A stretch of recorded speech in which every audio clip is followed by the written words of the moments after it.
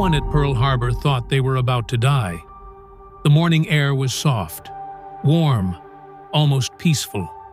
The ocean reflected the sky like a mirror, calm and harmless.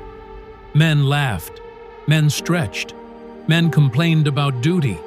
Some were shaving, some were still asleep, some were writing letters they would never send. They had survived drills, false alarms, rumors of war. They believed this was just another Sunday. They were wrong. At 7:48 a.m., the sky betrayed them. Without warning, without declaration, without mercy, death arrived screaming from above. The sound came first, a deep mechanical roar. Too many engines, too close. Men looked up, confused. Then the explosions began. The first bombs struck Battleship Row like a hammer to the spine. Steel screamed. Fire erupted. Men were thrown across decks like broken dolls. Some didn't even understand what was happening. They thought it was an exercise until they saw the red suns, the red sun insignia painted on the wings of the aircraft. Perfect, clear, unmistakable. This wasn't a mistake. This was an execution. Japan had not declared war. There were no diplomats speaking, no ultimatums delivered, only bombs, only fire, only bodies. Within seconds, Pearl Harbor turned into chaos. Men ran barefoot across burning decks. Others froze, staring at the sky in disbelief. Orders were screamed, then lost under explosions. Anti-aircraft guns stood silent. Most had no ammunition. Some had no crews. The attack was not random. It was precise, calculated, cruel. For years, Japan had been preparing for this moment, quietly, patiently, obsessively. The empire was expanding. China burned under Japanese boots. Cities were erased. Civilians vanished into mass graves. But conquest required fuel, and fuel was running out. The United States watched Japan's expansion with growing unease. Sanctions followed. Oil cut off. Steel restricted. Trade frozen. To Washington, it was pressure. To Tokyo, it was strangulation. Japanese leaders knew the truth. Without oil, their navy would rot in harbor. Without resources, their empire would collapse. Peace meant surrender, and surrender was unthinkable. So the question became simple: die slowly, or strike first. Admiral Isoroku Yamamoto understood America better than most. He had lived there, studied there. He knew its factories, its manpower, its anger. He warned his superiors. If war came, Japan would have 6 months of advantage. After that, only disaster. But the decision was already made. If Japan was to fall, it would fall fighting. The plan was radical, insane, unprecedented. Attack the U.S. Pacific Fleet directly. Destroy it in its harbor. Shock America into fear, into paralysis, into negotiation. Pearl Harbor was the perfect target. The fleet sat clustered together. Battleships aligned neatly like targets on a range. Aircraft parked wing to wing. Defenses relaxed. Confidence high. The harbor was shallow. American commanders believed torpedoes would fail. They didn't know Japanese engineers had redesigned them. Short fins, controlled depth. Every weakness had been studied.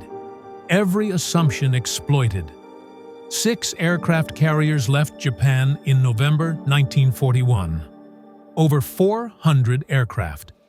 Thousands of men. Not a single radio transmission. If discovered, the fleet would be destroyed. But the Pacific remained silent. As they sailed east, the world slept. At dawn on December 7th, Japanese pilots gathered on the decks.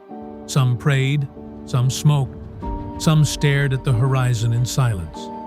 Many were barely adults. All knew the odds. They wrote letters, final thoughts, final goodbyes. Many sealed them, knowing they would never be read. When the launch order came, engines roared to life. One by one, aircraft lifted into the sky. The sea swallowed the carriers behind them. There was no turning back. As the first wave approached Hawaii, radar operators detected something, a large formation, moving fast. The warning was ignored, assumed to be American aircraft returning.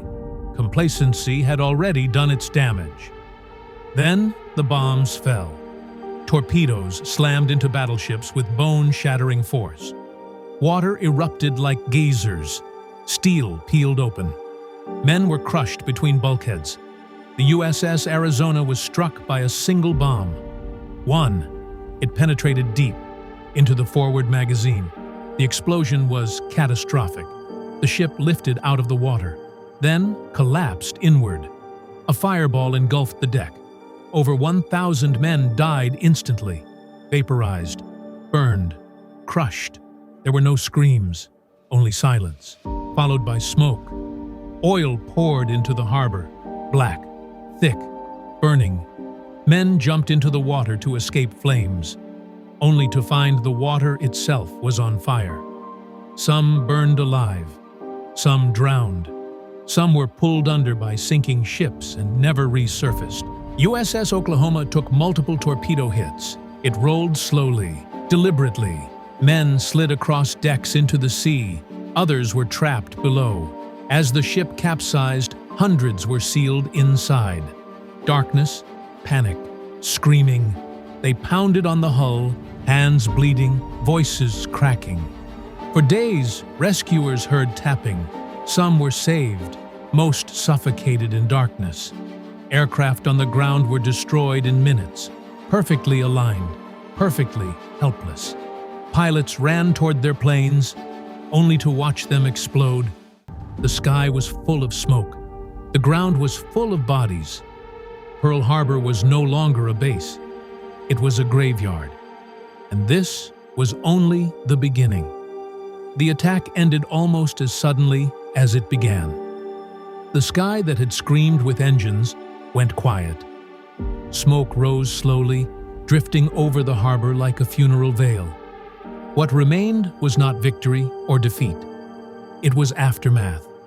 Men wandered through wreckage in shock. Some were bleeding and didn't know it. Some were screaming names that would never be answered. Some sat down and refused to move. Bodies floated between ships. Some burned. Some were torn apart. Some looked untouched, as if asleep. The wounded overwhelmed everything. There were not enough medics, not enough stretchers, not enough morphine. Men screamed while limbs were amputated without anesthesia. Others begged to die. Some did. Inside capsized ships, darkness became a prison. Air grew thin. Men took turns breathing near tiny pockets. They prayed. They cursed. They promised God anything. Hours passed, then days. Knocking slowed, then stopped. When rescue crews finally cut into the steel, they found silence. Bodies stacked together. Men who had waited for help that never came. Pearl Harbor smelled like oil, smoke, and death. The harbor water stayed black for weeks. No one knew if another wave was coming. Every sound triggered panic. Every shadow felt like an aircraft.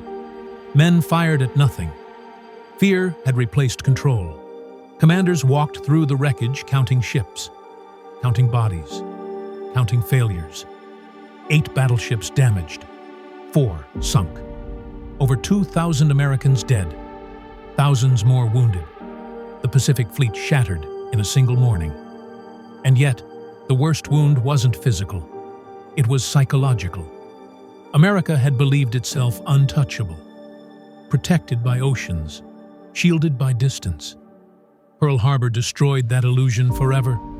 Across the Pacific, Japan listened for America's collapse. They waited for fear, for negotiation, for retreat. Instead, something else spread. In American homes, radios crackled with disbelief. Families gathered. Mothers cried. Fathers went silent. Names of the dead poured in. Too many. Too fast. Newspapers screamed betrayal.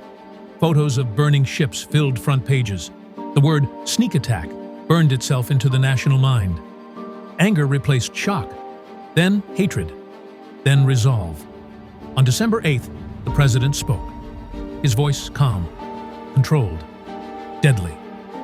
A date which will live in infamy.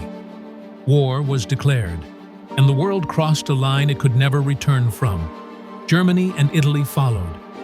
What had been regional slaughter became total war. Every continent, every ocean, no escape. Factories transformed overnight. Peace became production.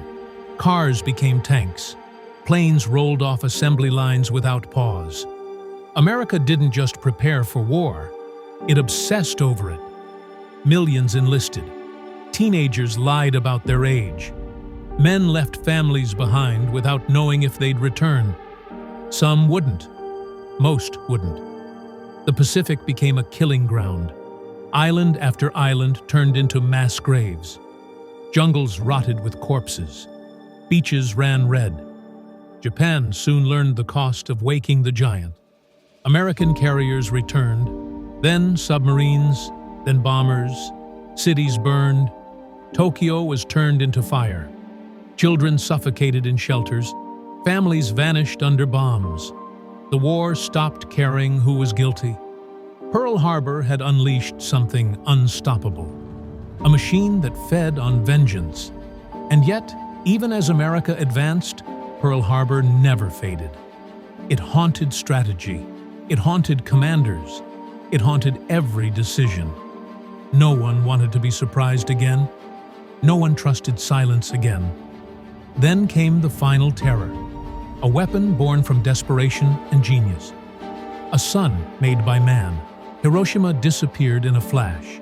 Nagasaki followed. The war ended, but the scars didn't. Pearl Harbor wasn't just the beginning of America's war. It was the beginning of a new age. An age where civilians were targets, where cities were expendable, where extinction was possible. Today, tourists walk past calm water. They take photos. They whisper. They move on. But beneath the surface, the Arizona still bleeds oil. A ship still crying. A reminder that history doesn't fade. It waits. Pearl Harbor proved a terrible truth. That peace is an illusion. That warning is a luxury. And that sometimes, death arrives quietly on a Sunday morning while you sleep. The war ended. On paper. In reality, it never did. The guns fell silent, but Pearl Harbor did not fade. It lingered.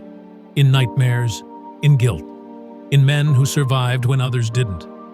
Survivors carried something heavier than medals. They carried questions. Why them? Why not me? Why did I live? Some woke up screaming decades later, still smelling burning oil. Some never slept properly again. Some drank themselves into silence. Some smiled in photographs and broke apart in private. Pearl Harbor didn't just kill men. It rewired minds. The bodies were buried. The ships were repaired or scrapped. But memory stayed submerged, waiting. The Pacific War taught the world a new language. A language of total destruction. No front lines, no safe cities, no innocence. Civilians learned what soldiers already knew. War doesn't care. Japan paid a price beyond imagination. Firebombs erased neighborhoods. People boiled in rivers trying to escape heat. Children suffocated under rubble. And then came the atomic suns. Not bombs, extinction warnings. When Hiroshima vanished, the world crossed another line. Humanity learned it could erase itself in seconds. Pearl Harbor had started it. A chain reaction of fear, retaliation, escalation. One betrayal feeding another. One atrocity justifying the next. Victory did not feel clean. It felt necessary. And that scared people more than defeat ever had. America emerged powerful. Too powerful. The oceans no longer felt like protection. They felt irrelevant. Bases spread across the globe. Missiles replaced battleships. Silence replaced warning. The lesson of Pearl Harbor wasn't forgotten. It was institutionalized. Never be surprised again. Strike first if needed. Trust nothing. Prepare for the worst. That mindset shaped the Cold War. Nuclear standoffs, proxy wars, generations raised under the shadow of annihilation. All of it traced back to that Sunday morning. Pearl Harbor became more than history. It became a justification, a symbol, a warning used and reused. Every time leaders spoke of sudden attack, they mentioned Pearl Harbor. Every time fear needed a face, they pointed to December 7th, and beneath the harbor, the Arizona remained, a tomb sealed in steel. Over 900 men still inside, still there, still dying in a way. Oil still leaks, drop by drop, as if the ship refuses to stop bleeding. They say it will leak until the last survivor dies. When the final witness is gone, the tears will stop. Then Pearl Harbor will truly be history, not memory. Until then, it watches. A silent accusation. A reminder of arrogance, of complacency, of how fast the world can end. Pearl Harbor was not inevitable. It was enabled by assumptions, by denial, by comfort. Men believed distance meant safety. They were wrong. Men believed peace would last. It didn't. Men believed war would be fought elsewhere. It wasn't. History doesn't punish hope. It punishes blindness. Pearl Harbor proved something darker than war. It proved how fragile normal life is, how quickly routine turns into horror. One moment you're shaving, the next you're on fire. One moment you're planning tomorrow, the next you're erased. That is the real legacy. Not ships, not speeches, not victory. The knowledge that disaster does not announce itself. It arrives quietly, suddenly, without apology. And it asks only one question. Are you ready? Pearl Harbor answered for the world. The answer was no.